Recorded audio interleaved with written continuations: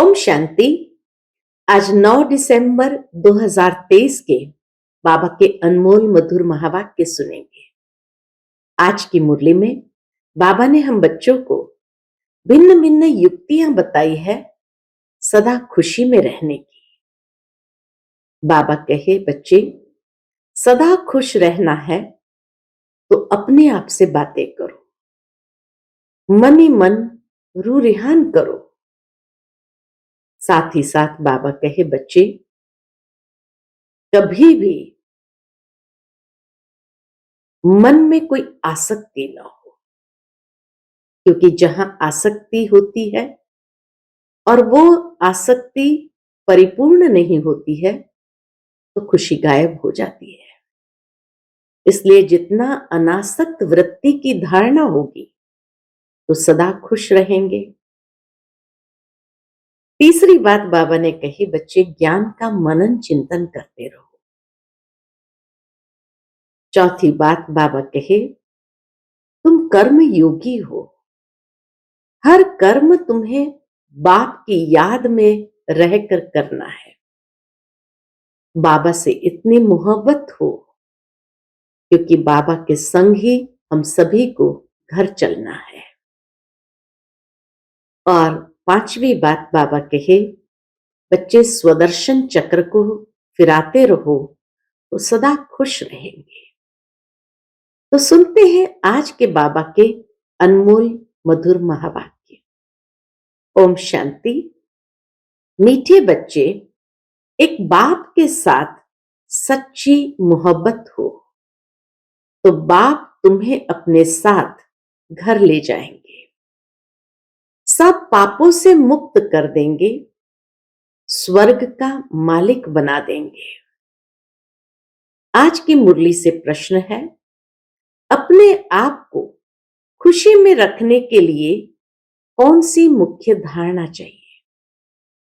उत्तर, खुशी में तब रह सकते जब अपने आप से रू रिहान करना आता हो, किसी भी चीज में आसक्ति न हो, 2 रोटी पेट को मिले, बस ऐसी अनासक्त वृत्ति की धारणा हो, तब हर्षित रहेंगे। ज्ञान का मनन कर स्वयं को हर्षित रखो। तुम कर्म योगी हो, कर्म करते, घर का काम करते, खाना आदि खाते भी बाप को याद करो। स्वदर्शन चक्र बुद्धि में घूमता रहे तो बहुत खुशी रहेगी। आज की मुरली से पहले गीत बजा है, न वह हमसे जुदा होंगे, न उल्फत दिल से निकलेगी। ओम शांति। मीठे मीठे बच्चों ने गीत सुना। यह है बच्चों की व आत्माओं की अपने परमपिता परमात्मा के साथ रूहानी मोहब्बत। न वह हमसे जुदा होंगे, न उल्फत दिल से निकलेगी। तो बाबा कहे, यह है आत्माओं की परमात्मा के साथ रूहानी मोहब्बत। ये रूहानी मोहब्बत सिर्फ तुम ब्राह्मण बच्चों की ही होती है। तुम अपने को आत्म निश्चय करते हो, परंतु जब कहते हैं कि आत्मा सो परमात्मा, तो आत्मा किसके साथ मोहब्बत रखे? मोहब्बत होती है बच्चों की बाप के साथ। बाप बाप की मोहब्बत नहीं होती। अगर सर्वव्यापी होता तो क्या बाप बाप से ही मोहब्बत करते?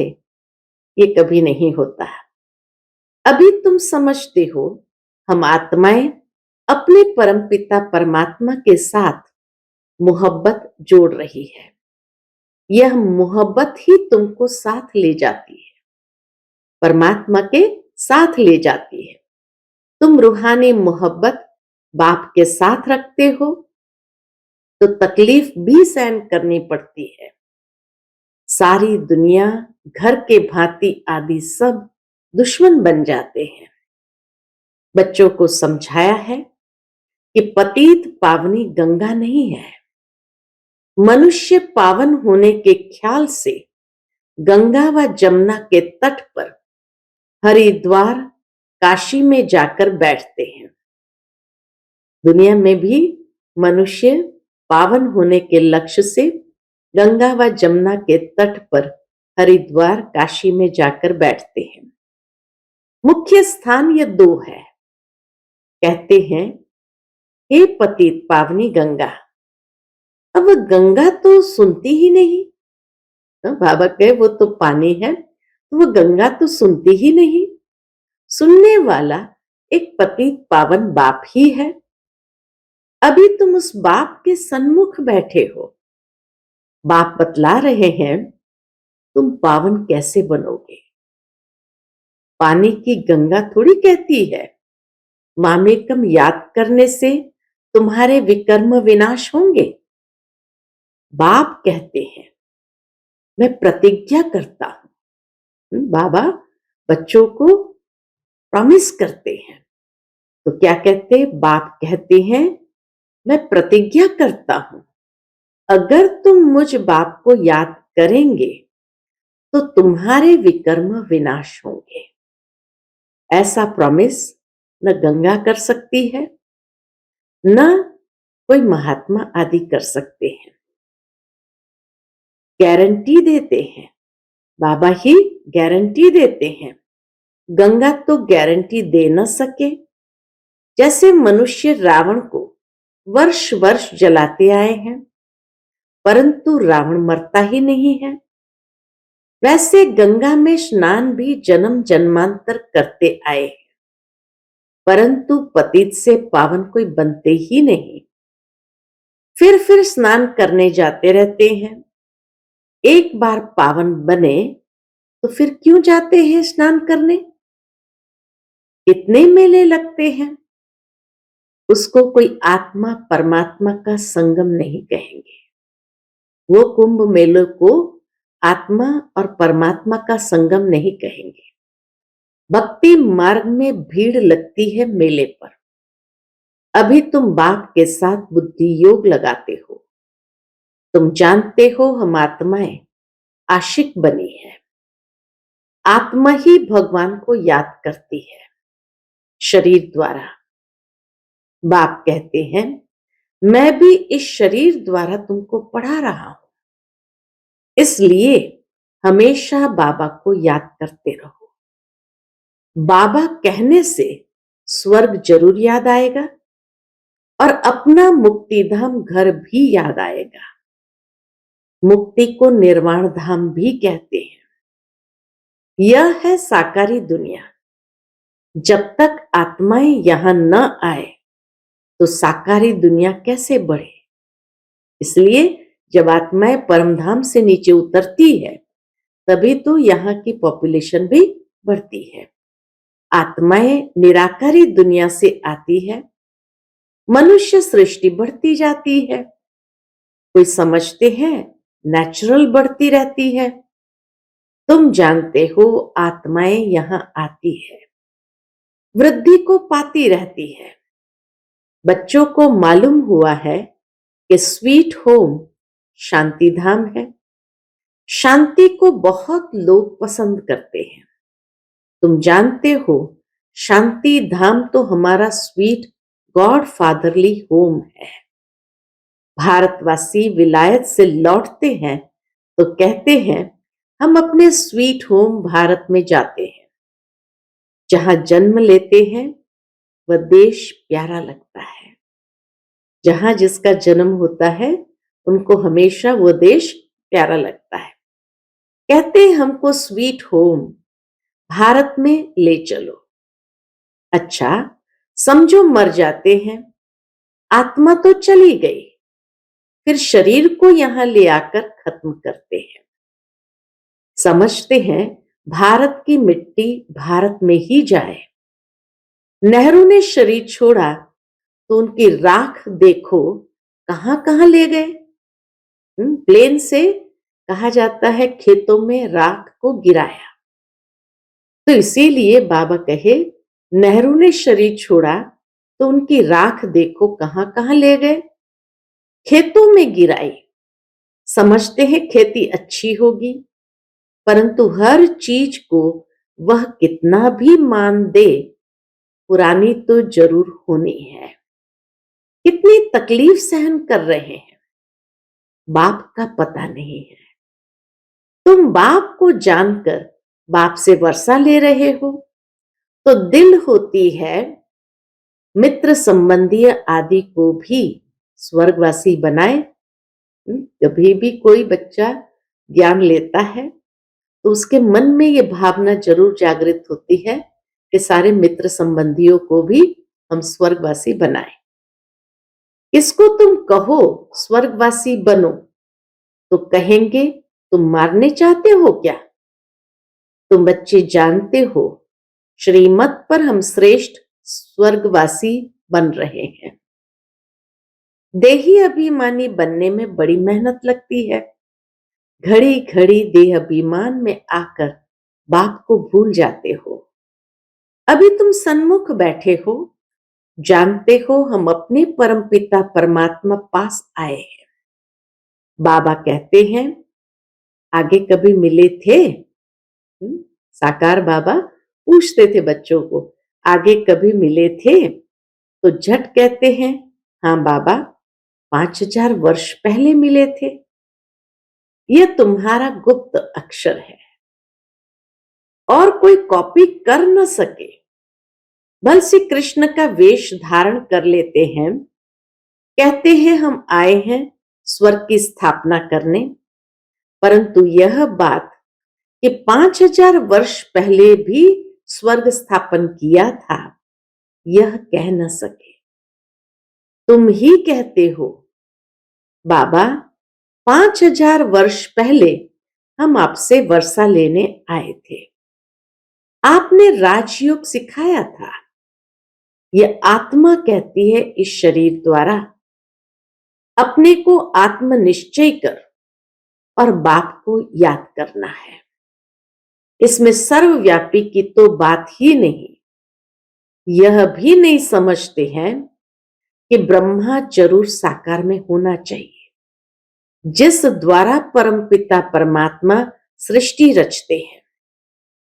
पतित पावन बाप आकर सो देवी देवता पावन बनाते हैं। बाप ही स्वर्ग का रचयिता है, तो जरूर स्वर्ग में मनुष्य चाहिए। बाबा आकर तुम्हें स्वर्ग के द्वार बताते हैं। बाबा आकर क्या करते हैं? हमें स्वर्ग का द्वार बताते हैं। तुम कोशिश करते हो हम नरकवासी को स्वर्गवासी बनाएं। कोई बड़े आदमी को सीधा कहो तुम पतित नरकवासी हो, तो कितना बिगड़ पड़ेंगे।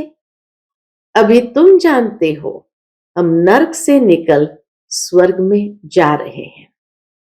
अभी हम संगमवासी हैं। हम आत्माएं अब जा रही है इस शरीर को छोड़ बाबा के साथ, बाबा के घर। इस शरीर छोड़ हम आत्माएं जा रही है कहाँ? बाबा के साथ, बाबा के घर। यह है तुम्हारी रूहानी यात्रा। बाबा की याद में रहना है। समझते हो ये शरीर जहां तक रहेगा वहां तक यात्रा चालू है। कर्म भी तो करना है। बल खाओ पियो, खाना पकाओ, जितना समय मिले बाप को जरूर याद करना है। दफ्तर में बैठते हो, देखो फुर्सत है तो बाबा की याद में बैठ जाओ, बहुत कमाई है। ट्रेन में सफर करते हो, उस समय तो कोई काम नहीं रहता है, बैठे हुए बाबा को याद करते रहो। अभी हम बाबा के पास जाते हैं। बाबा परमधाम से हमको लेने के लिए आया है। अच्छा, शाम को घर का खाना आदि पकाते हो तो भी एक दो को याद दिलाओ। आओ हम अपने बाप की याद में बैठे, पॉइंट भी एक दो को सुनाओ। हम स्वदर्शन चक्रधारी है। बाबा कहते हैं तुम लाइट हाउस भी हो, रास्ता बतलाते हो। उठते बैठते चलते तुम लाइट हाउस हो। एक आंख में मुक्ति, एक आंख में जीवन मुक्ति। स्वर्ग यहां था, अभी नहीं है, अब तो नरक है। बाबा फिर से स्वर्ग स्थापन कर रहे हैं। बाप कहते हैं हम तुमको बहुत गुलगुल बनाते हैं, फिर तुम जाकर महारानी पटरानी बनेंगे, खद्दर की रानी नहीं बनना। बाबा कहे खद्दर की रानी नहीं बनना, तुम्हें 16 कला संपन्न बनना है, न कि 14 कला। श्री कृष्ण 16 कला था। तुम बच्चियां कितने व्रत नियम आदि रखती थी, भक्ति मार्ग में कितने व्रत नियम आदि रखते थे। 7 रोज निर्जल रहती थी।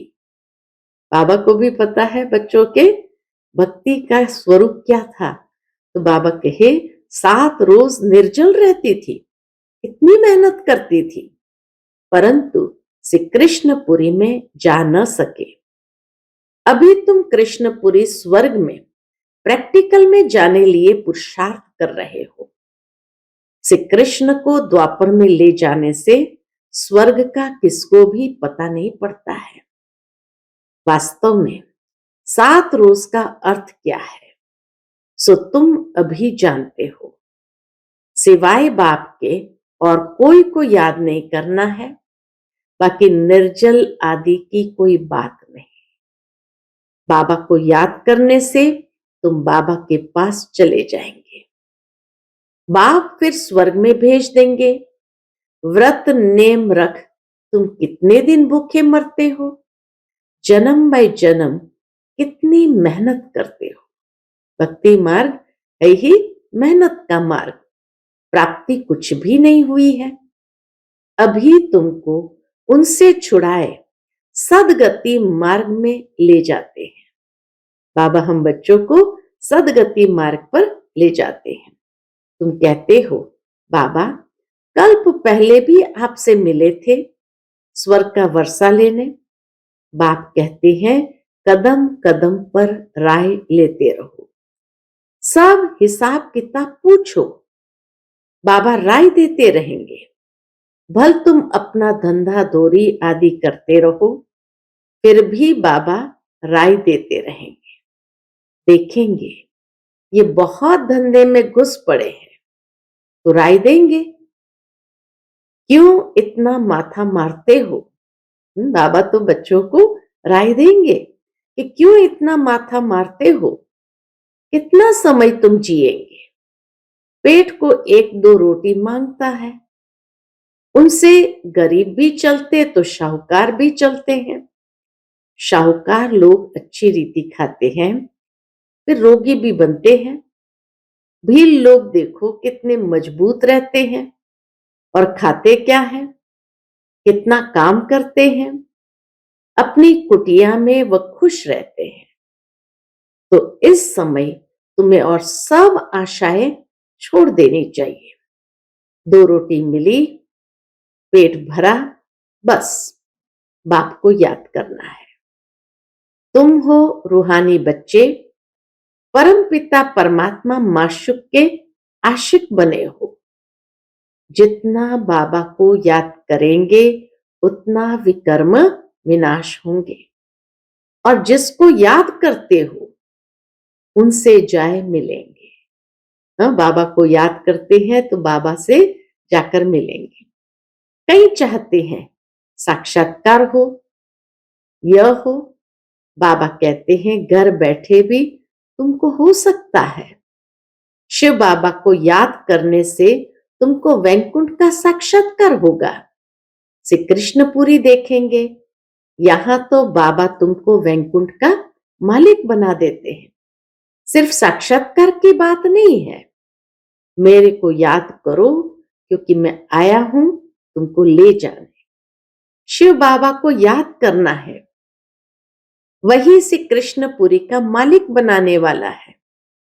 श्री कृष्ण तो नहीं बनाएंगे। शिव बाबा को याद करने से तुमको वैकुंठ की बादशाही मिलती है। अब वो परमधाम से आया हुआ है। कौन? शिव बाबा। जरूर आए हैं तब तो मंदिर यादगार बना है ना। शिव का मंदिर है, शिव जयंती भी मनाते हैं ना, परंतु वो भारत में कैसे आते हैं ये किसको भी पता नहीं है। श्री कृष्ण के तन में तो नहीं आते, श्री कृष्ण होता ही है सतयुग में। शिव का बड़ा भारी मंदिर है, श्री कृष्ण का इतना बड़ा नहीं है। सोमनाथ का मंदिर कितना बड़ा है। श्री कृष्ण के मंदिर में राधे कृष्ण को बहुत गहने दिखाते हैं। शिव के मंदिर में कभी गहने नहीं देखेंगे। अब वो शिव बाबा तो बड़े महलों में रहता ही नहीं, रहता है श्री कृष्ण।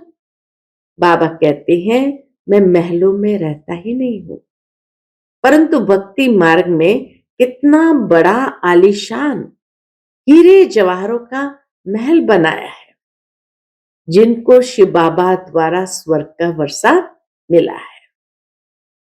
उन्होंने उनका मंदिर इतना ऊंच क्यों बनाया? शिव बाबा का मंदिर सबसे ऊंचा क्यों बनाया है? यादगार के लिए कितना बड़ा मंदिर बनाया है। हमेशा दिखाते हैं कि शिव का मंदिर पहाड़ों पर होता है, यानी ऊंचाई पर होता है, लेकिन शिव जी के लिंग जो है वह भूगर्भ में होता है। माना ऊंचे ते ऊंचा बाप जब इस धरती पर आते हैं तो गुप्त रह करके अपना सारा कार्य करते हैं, प्रत्यक्ष नहीं होते हैं, कोई आसन को धारण नहीं करते हैं, अर्थात कोई पोस्ट पोजीशन को धारण नहीं करते हैं। तो बाबा कहे यादगार के लिए कितना बड़ा मंदिर बनाया है, तो वो खुद कितने न शाहूकार होंगे। मंदिर बहुत अच्छा बनाते हैं। बॉम्बे में बाबूरी नाथ में शिव का मंदिर है, लक्ष्मी नारायण का माधव बाग में है। बाप कहते हम तुमको स्वर्ग का मालिक बनाते हैं। तो भक्ति मार्ग में तुम कितना भारी मंदिर बनाते हो, और अभी देखो कैसे झोपड़ी में बैठा हूं। शिव बाबा कहे अभी मैं कैसे झोपड़ी में बैठा हूं। तुम्हारा भी नाम बाला होना है, तुम जानते हो हमारा फिर मंदिर बनेगा। हमारे बाप शिव के भी बहुत मंदिर है। कमाल है, जिन्होंने सोमनाथ का मंदिर बनाया था वो कितने धनवान होंगे। अभी तो कितना गुप्त हूं, कोई को भी पता नहीं है। तुम जान गए हो, फिर कैसे शिव बाबा का मंदिर बनाना पड़ेगा। भक्ति मार्ग में आएंगे, मम्मा बाबा जो पहले नंबर में पूज्य बनते हैं, वैकुंठ के मालिक बनते हैं, फिर पहले पहले पुजारी बन मंदिर भी उनको ही बनाना है। तो दिल में कहेंगे ना हम ही पुजारी बन मंदिर बनाएंगे। ऐसी ऐसी बातों में रमण करने से फिर ये पुरानी दुनिया क्या होगी। बाबा कहे ऐसी ऐसी बातों में रमण करने से फिर ये पुरानी दुनिया भूल जाएगी।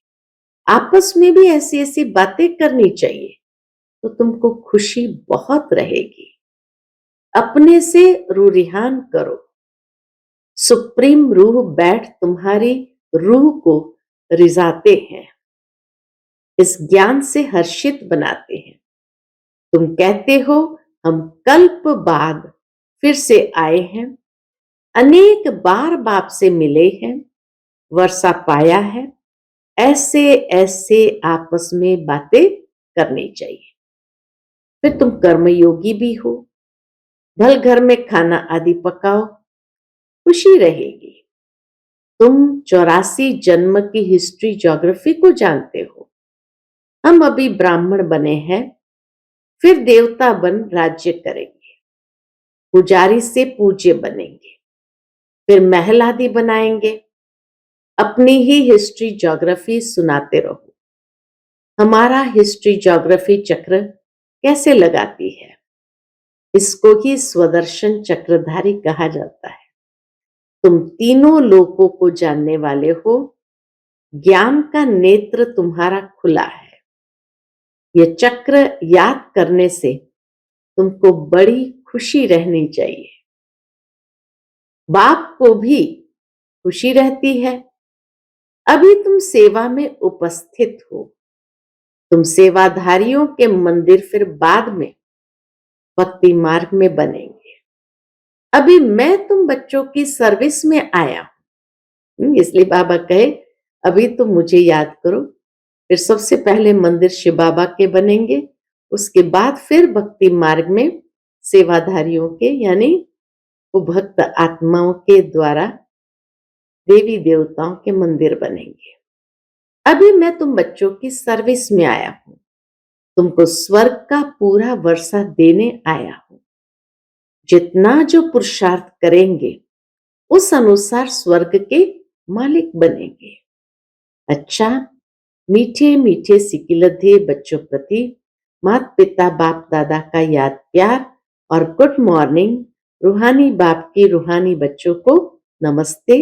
हम सभी रूहानी बच्चों की रूहानी माता पिता बाप दादा से याद प्यार, गुड मॉर्निंग और नमस्ते नमस्ते। शुक्रिया बाबा, शुक्रिया। आज की मुरली से धारणा के लिए मुख्य सार है। पहली पॉइंट, चलते फिरते लाइट हाउस बन सभी को रास्ता बताना है। सब आशाएं छोड़ एक बाप की याद में रहना है, बाप से राय लेते रहना है। दूसरी पॉइंट, ज्ञान की बातों में ही रमण करना है, अपने आप से बातें करनी है, स्वदर्शन चक्र फिराते सदा हर्षित रहना है। आज का बाप दादा का मधुर वरदान हम बच्चों के प्रति है, योग की धूप में आंसुओं की टंकी को सुखाकर रोना प्रूफ बनने वाले सुख स्वरूप भव। योग की धूप में आंसुओं की टंकी को सुखाकर रोना प्रूफ बनने वाले सुख स्वरूप भव।